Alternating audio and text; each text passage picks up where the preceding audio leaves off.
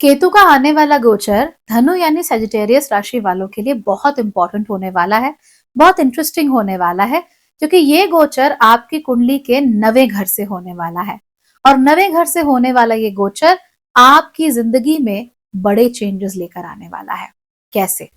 सबसे पहले तो जो भी चीजें आपको पिता के द्वारा या गुरुओं के द्वारा सीखने को मिली हैं, वो चीजें धीमे धीमे करके आपकी जिंदगी में अपनी अहमियत खोना शुरू कर देंगी। तो चाहे आपने स्कूल में जो पढ़ाई की हो, कॉलेज में जो पढ़ाई की हो, जो डिग्री हासिल की हो, वो अपनी अहमियत खो दे, या फिर पिता से आपने जो वैल्यू, जो संस्कार सीखे हैं, वो अपनी अहमियत खो दे। दोनों ही चीजें आपके साथ हो सकती हैं।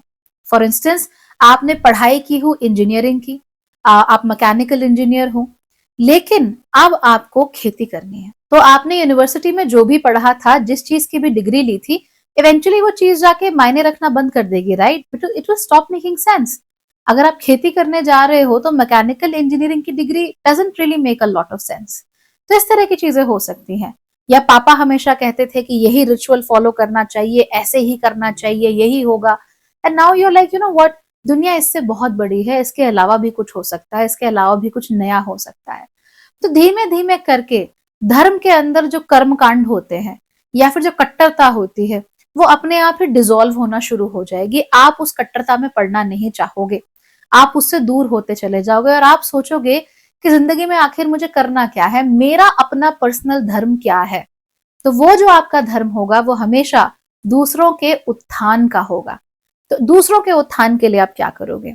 आप अनाथ आश्रम में या तो काम कर सकते हो या उन्हें खोल सकते हो, वृद्धाश्रम में काम कर सकते हो, गौ सेवा में काम कर सकते हो। इस तरह की तमाम चीजें हैं जहां आपको लगे कि you know what, I don't want जो मुझे मिल रहा है any more, now I want to work for जो लोग पिछड़े हैं या बिल्कुल हाशिए पे हैं, मैं उनके लिए काम करना चाहता हूं। तो कोई डॉक्टर है जो अपनी अच्छी खासी नौकरी छोड़ के बड़े शहर में, वो अगर किसी आदिवासी इलाके में चला जाए, वहां पर रहकर लोगों की मदद करने लगे, उनका इलाज करने लगे, इस तरह की चीजें यहाँ होती हुई हमें दिख सकती हैं। खैर, ये तो एक्सट्रीम एग्जाम्पल है, लेकिन सामान्य जीवन में भी जो धनु राशि वाले होंगे, उनका ध्यान केवल और केवल दूसरों के उत्थान पर चला जाएगा। इसके साथ साथ ही आप लोगों का जो नेचुरल धर्म है, जो आपकी कुंडली के साथ बिल्कुल अलाइंड है, वो आपको इस समय पर दिखना शुरू हो जाएगा। तो अगर आपकी कुंडली के साथ ये अलाइंड है कि आप पिछड़े आदिवासी इलाकों में जाकर लोगों का इलाज करो, तो आप कुछ भी कर लो, अपना ध्यान वहां जाने से फिलहाल रोक नहीं पाओगे। अगर आपकी कुंडली ऐसे अलाइंड है कि आपको विदेश में जाकर वहां पर पर्टिकुलरली नौकरी करनी है, वहीं बसना है, तो ऐसे ही थॉट्स आपके दिमाग में आने शुरू हो जाएंगे। इमीडिएटली आपकी बुद्धि घूम जाएगी और मैं, मेरा देश, मेरा भारत महान कहने वाले अचानक से आपको दूसरे देश में जाकर नौकरी करते हुए मिल जाएंगे।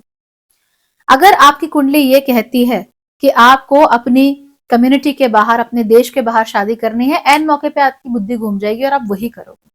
तो जो भी आपकी कुंडली, आपका प्रारब्ध आपके लिए सीधा सीधा लिख कर लेकर आया है कि ये होगा, वो चीजें इस समय आपके साथ होनी शुरू हो जाएंगी। So a lot of things will be destiny.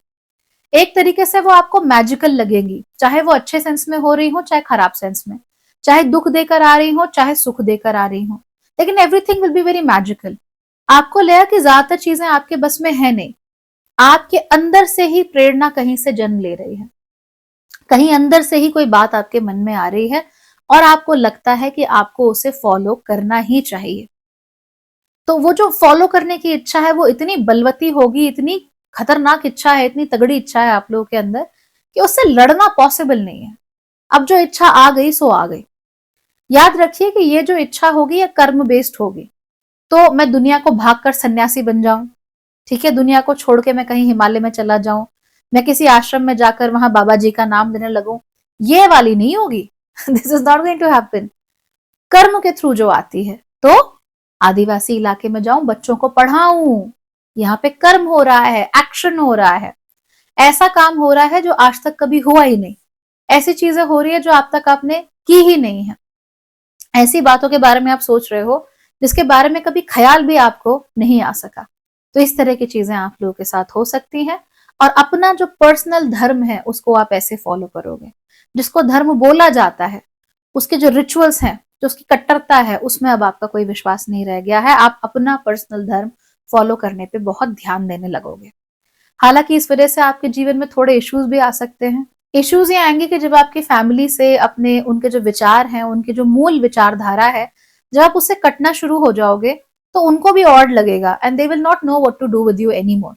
पर आपको हमेशा उनकी फिलॉसफी में, उनके आइडियाज में, उनकी विचारधारा में कहीं ना कोई लूप होल जरूर नजर आएगा, और कोई बहुत बड़ा लूप होल नजर आएगा जो कि आपको अच्छा नहीं लगेगा। इसीलिए फिलहाल जो भी चीजें हो रही हैं, स्वतः हो रही हैं, उन्हें होने दो। जो आपके मन में स्वतः विचार आ रहे हैं, एकदम स्पॉन्टेनियस विचार आ रहे हैं, उनको आने दो। और इस समय पर अपनी किस्मत से आप लड़ने के बारे में मत सोचिए। जो ये किस्मत आपको बहुत सारी अलग अलग जगहों पर लेकर जाने वाली है, खास तौर पे ऐसी जगहों पर जिनके बारे में आपने कुछ सोचा नहीं था, कुछ करने के बारे में आपने ध्यान नहीं दिया था। एक प्रॉब्लम हमें यहाँ पर देखने को मिल सकती है, और वो ये है कि जब हम रिलीजन की बात करते हैं, धर्म की बात करते हैं, तो वहां पर आडंबर ज्यादा आ सकता है आप लोगों के अंदर, और जो एक्चुअल धार्मिक वैल्यू है वो आपके अंदर थोड़ी कम हो। तो कुछ लोगों में हमें ये भी देखने को मिल सकता है कि भाई फलाना व्रत है, फलाना त्योहार है, तो उस दिन ये करना है, ये टिक मार्क्स लगाने हैं। तो टिक मार्क लगाने पे तो ध्यान है, लेकिन जो मूल भावना है उस व्रत की, या मूल भावना है उस त्योहार की, वो मूल भावना मिस हो जाती है और आडंबर दुनिया भर का होने लगता है। तो अगर आप तीर्थों पे जा रहे हो तो तीर्थ पर जाना, वहां पे जो शांति है वो महसूस करना, वहां भगवान के साथ एक कनेक्शन बनाना, वो इम्पोर्टेंट नहीं है। लेकिन पूरे रास्ते का व्लॉग बनाना, पूरी दुनिया को दिखाना कि मैं होके आया हूँ उधर पे, और मैंने यहाँ पे ये वाली पूजा करवाई है, ये ज्यादा इंपॉर्टेंट हो जाता है। तो अगर कोई चीज है जिसे आपको रोकना चाहिए और आप रोक सकते हैं, तो वो ये है कि धर्म का आडंबर बनने से रोकिए। धर्म को फॉलो कीजिए, उसे आत्मसात कीजिए। वो अंदर अपने दिल में समाने वाली चीज होती है, बाहर प्रोजेक्ट करने वाली चीज नहीं होती। अगर आपने अपने धर्म को मन में समा लिया है, वो आपका हिस्सा बन चुका है, तो वो स्वाभाविक रूप से लोगों को नजर आएगा। उसके लिए आपको एक्स्ट्रा कुछ करने की जरूरत नहीं है। लेकिन अगर आपने धर्म को समाया नहीं है, तो फिर चीजें उथली रह जाती हैं, मूल भावना से हम परे हो जाते हैं। फिर हम स्क्रिप्चर्स को तो कोट करने लगते हैं कि यहाँ पे ये लिखा गया था, पर किस कंटेक्स्ट में, किस मूल भावना के साथ लिखा गया था, किस तरीके से उसको अपनाना है वो लिखा गया था, वो नहीं करना। तो इन चीजों का आप लोग बहुत बहुत ख्याल रखिए। This is probably the only thing which is in your control, and you must try to control it. Okay, take care, bye bye.